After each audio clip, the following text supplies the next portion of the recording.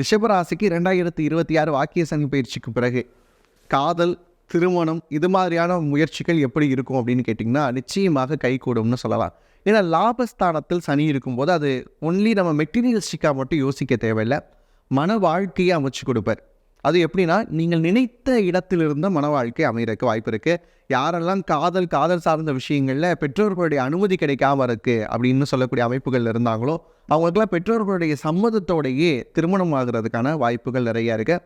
இன்னொரு சில நேரங்கள் என்ன ஆகும் அப்படின்னா, இந்த ரிஷபராசிக்கார ஆண்கள் இருக்கிறாங்க இல்லையா, அவங்க சில நேரங்களில் காதலை சொல்கிறதுக்கு தயக்கப்பட்டுட்டு இருப்பாங்க.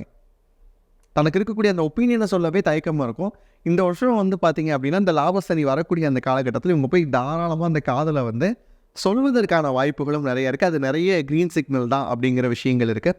கல்யாணம் அப்படிங்கிற அமைப்புகள் ரொம்ப சீக்கிரமாக கைகூட வேண்டிய அமைப்புகளும் ரிஷபராசிக்கு இருக்குது. அந்த கல்யாணம் சும்மாலாம் இல்லை, நல்ல ஜாம்னு நடத்தக்கூடிய அமைப்பு யாருக்கு இருக்குன்னா ரிஷபராசிக்காரங்களுக்கு இருக்குது. இன்னொன்று பார்த்திங்கன்னா, இந்த திண்ணையில் இருந்தவனுக்கு திடுக்குன்னு கல்யாணம்னு சொல்லுவாங்களே, அதுக்கு மாதிரியான அமைப்புகளும் யாருக்கு இருக்குன்னா ரிஷபராசிக்காரங்களுக்கு இருக்குது.